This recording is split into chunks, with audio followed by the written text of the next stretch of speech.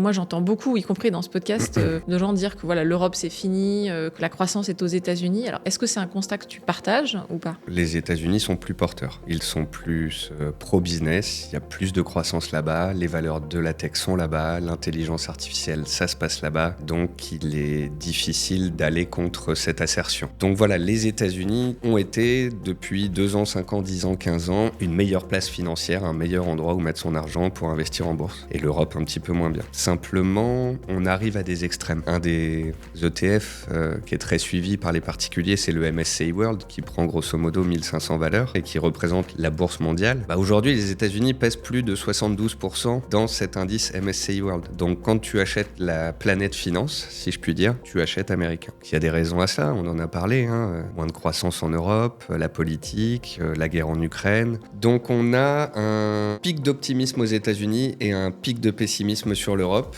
Et moi, dans ces cas-là, je me dis qu'il y a opportunité. Parce qu'en fait, souvent, les crises politiques, économiques ou sectorielles sont des opportunités. Et donc, je vois aujourd'hui, moi, cette Europe complètement délaissée comme une opportunité pour 2025.